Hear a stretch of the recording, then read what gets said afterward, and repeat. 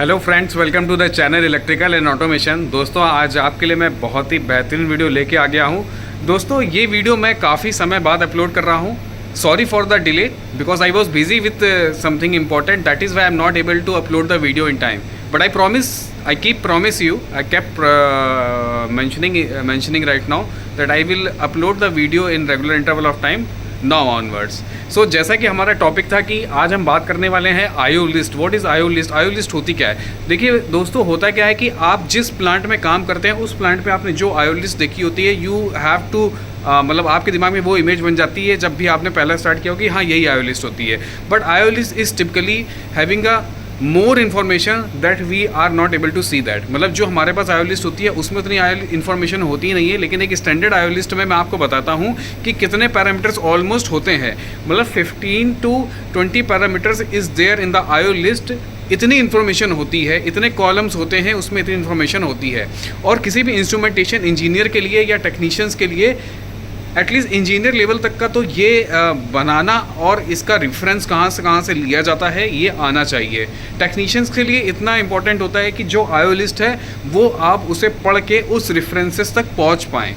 ठीक है, तो दोस्तों मैं एक एक करके थोड़ा सा ब्रीफ बताऊँगा, एक्सप्लेन करूँगा कि आईओ लिस्ट जो होती है उसमें क्या क्या इंपॉर्टेंट चीज़ें होती हैं। जैसे कि मैंने मेंशन किया था कि किसी भी आईओ लिस्ट में आपको इतनी इन्फॉर्मेशन मिल जाती है कि आप आसानी से ट्रबल शूट कर सकते हैं, किसी इक्विपमेंट की लोकेशन तक पहुंच सकते हैं, किसी इक्विपमेंट कहाँ पे लगा है, किस सर्विस पे लगा है, क्या काम करता है, that we can get the everything from the IO list. अगर मैं सबसे पहले बात करूँ तो आईओ लिस्ट में सबसे पहला कॉलम जो बेसिक होता है दैट इज़ सीरियल नंबर। वो मतलब आपके कितने इक्विपमेंट है। सपोज़ करो एक पेज में आपने 100 इक्विपमेंट लिए हैं तो 100 सीरियल नंबर्स आएंगे।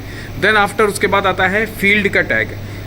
देर are 2 types of tag. Field का टैग होता है और दूसरा एक अपना डीसीएस का टैग होता है। तो ऑलमोस्ट क्या होता है, फील्ड का टैग और जो सिस्टम टैग यानी जो हमारा डीसीएस में जो हम लोग टैग बनाते हैं वो ऑलमोस्ट क्या होता है, सेम होता है। तो फील्ड का टैग और सिस्टम का टैग कैसे डिफाइन किया जाता है वो हमारे प्लांट की फ़िलॉसफी पे वो डिपेंड करता है कि इंटरनल प्लांट की फ़िलॉसफी क्या है।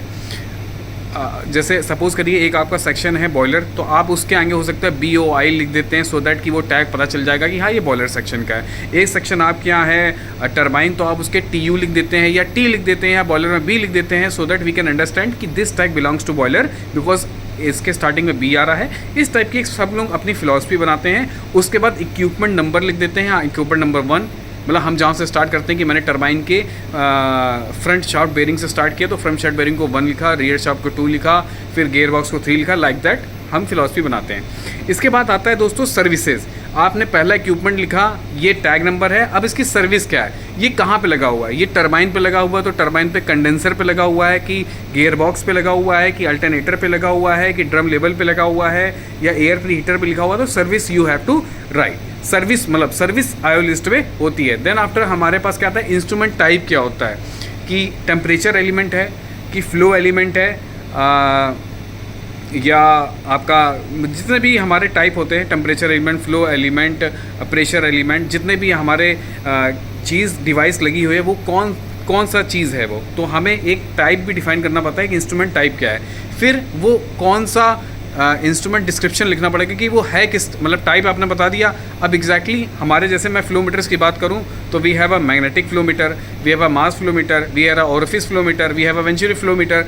तो इसमें से हमने अगर आपने इंस्ट्रूमेंट टाइप में FE यानी फ्लो एलिमेंट डिफाइन किया है तो वो फ्लो एलिमेंट आखिरकार that I am mentioning which type of flowmeter it is. तो ये एक कॉलम होता है इंस्ट्रूमेंट डिस्क्रिप्शन का। इसके बाद एक कॉलम आता है PNID ड्राइंग यानी PNID नंबर, यानी ये जो एलिमेंट है ये PNID के किस ड्राइंग पे अवेलेबल होगा।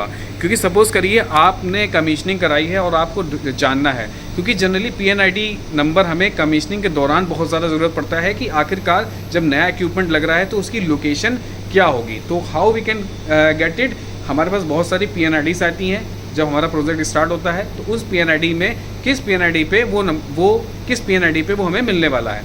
इसके बाद दोस्तों क्या आता है, इक्विपमेंट नंबर। अब PNID मिल गया। अब PNID मिलने के बाद उसमें भी बहुत सारे एलिमेंट्स होते हैं तो वहाँ पे आप कैसे फाइंड आउट करेंगे, उसमें आपको इक्विपमेंट नंबर चाहिए होगा कि उस PNID पे कौन सा equipment number we are searching है। तो तो इक्विपमेंट नंबर के बाद दूसरा क्या होता है, आपको इक्विपमेंट नंबर मिल गया। अब इसकी अगला कॉलम होता है आईओ लिस्ट में कि सिग्नल टाइप कौन सा है, एआई है, एओ है, डीआई है, डीओ है, आरटीडी है, थर्मोकपल है, वॉट एवर इट इज़। ये मेंशन होना चाहिए so that you can understand कि हाँ अच्छा ये क्या सिग्नल है, बिकॉज एक नाम के मल्टीपल टाइप हो सकते हैं। अब जैसे आपको ड्रम लेवल है, ड्रम लेवल जो होता है वो एनालॉग होगा। पहली बार आप सुनेंगे, पहला इंसाइट क्या आएगा आपके दिमाग में, हाँ it is an analog signal. अब ड्रम लेवल हाई का मतलब क्या है, इट इज़ एन डीआई, ये डिजिटल इनपुट होगा।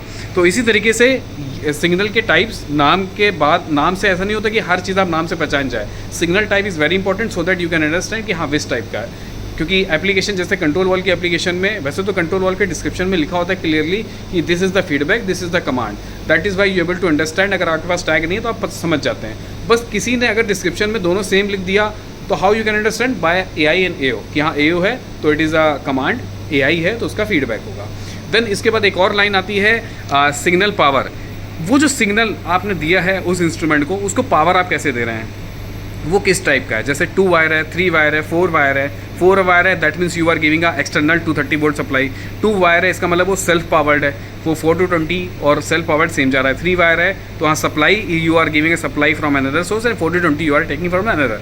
तो ये आपको उस एक लिस्ट होती है, उसमें आपको सिग्नल पावर भी डिफाइन करना होता है so that you can get idea हाँ इसका पावर क्या है। इसके बाद क्या आता है सिग्नल, उसके नीचे 2 कॉलम्स होते हैं, सोर्स और डेस्टिनेशन, कि वो कहाँ से आ रहा है और कहाँ को जा रहा है। ये बहुत ही इंपॉर्टेंट होता है, क्योंकि अगर आपको ये पता चल गया कि हाँ मुझे कहाँ चेक करना चाहिए और किस पैनल पे जाके चेक करना चाहिए, तो source and destination commonly DCC लिखा रहता है। उसके बाद उसका डिस्क्रिप्शन होता है कि वो कौन सा टैग नंबर, कौन सा कार्ड होगा, ठीक है। इसके बाद क्या आता है, सिग्नल की रेंज क्या है। Range is very important. Starting में हमें रेंज डिफाइन कर दी है, उसके बाद जैसे ही प्रोजेक्ट चल चुका होता है फिर हम अपने एक्सपीरियंस के अकॉर्डिंग और अपने रिक्वायरमेंट के अकॉर्डिंग रेंज को अपने हिसाब से डाल देते हैं। But range is very important. अगर आपको पहले से रेंज मिल जाए तो you have a fair enough idea कि ये इस रेंज में काम करता है and we are getting that value. इसके बाद क्या होता है कि नॉर्मली उस एलिमेंट के लिए सेट पॉइंट कितना रखते हैं, तो there is a value of SP, एक कॉलम रहता है उसमें SP की वैल्यू रहती है। फिर कि वो उसकी इंजीनियरिंग यूनिट, अगर वो फ्लो है मीटर क्यूब पर आवर में है कि टन पर आवर में है कि mmWC में, अगर वैक्यूम की बात करूं या जो भी RTD है तो डिग्री सेल्सियस है, यूनिट भी उस सिग्नल की होनी चाहिए। तो unit is also there in a column, वहाँ पे यूनिट मेंशन होती है। इसके बाद क्या होता है कि अलार्म की वैल्यू, अलार्म होता है उसमें वैल्यूज़ होती है, लो, हाई और high, so that fair enough idea कि at which value it is going to be trip और मतलब वो डिपेंड करता है कि हाई पे भी ट्रिप होता है, लो पे भी ट्रिप होता है। कुछ इंस्ट्रूमेंट हाई पे ट्रिप होते हैं, लो पे उसकी एफिशिएंसी घट जाती है। तो there is a alarm so that operator can understand कि हाँ we need to take the action, it is not getting beyond the limit. इसके बाद हमारे पास अगला चीज़ आता है कि कंट्रोलर का एक्शन कैसे होने वाला है। अगर वो कंट्रोल वॉल है, कंट्रोलर एक्शन कैसे होता है, डायरेक्ट हो सकता है या इनडायरेक्ट हो सकता है। इसके बाद क्या आता है, कंट्रोल वॉल अगर है तो कंट्रोल वॉल का फेल एक्शन क्या होगा। वो फेल हुआ तो it is going to be open और फेल हुआ it is going to be close, depending upon the application. You can go to my videos, मैंने बहुत सारे कंट्रोल वॉल पे वीडियोज़ बना रखे हैं जहाँ पे मैंने एक्शन के बारे में डिस्कस किया है। तो you can refer my videos to get in detail with this what I am telling to you. जैसे मैंने मैग्नेटिक फ्लोमीटर्स के बारे में बताया, these videos are available in my channel, you can go to that and you can just get the information. इसके बाद last में कुछ चीज़ें आती है कि अलार्म प्रायोरिटी क्या होनी चाहिए और रिमार्क्स अगर लिखा है या रिवीजन लिखा है कि how many time it is revise, not how many times. Revision लिखा हुआ है कि हाँ इसे रिवाइज किया गया, अगर नहीं लिखा हुआ तो इट इज़ नॉट रिवाइज। तो जितनी चीज़ें मैंने मेंशन करी ये एक आईओ लिस्ट में होती है। अगर आपको इस तरीके की आईओ लिस्ट चाहिए तो आप कमेंट जरूर करिए, मैं आपको एक एक्सेल फॉर्मेट में ये आईओ लिस्ट का जितना मैंने एक्सप्लेन किया है I will give you that. तो ये था मेरा आज का वीडियो, बहुत छोटा वीडियो, छोटे टॉपिक में बनाया, लेकिन इसकी वैल्यूएशन बहुत ज़्यादा है। तो यू कैन अंडरस्टैंड। अगर आपको कोई डाउट लग रहा है बेशक आप कमेंट बॉक्स में कमेंट करिए, I will reply to that. और जितने भी आपके पेंडिंग कमेंट्स हैं उसका भी रिप्लाई करूँगा। इसके अलावा you can also share the idea at which topic you want a video, और वीडियो मेरे रेगुलरली आते रहेंगे। Thank you.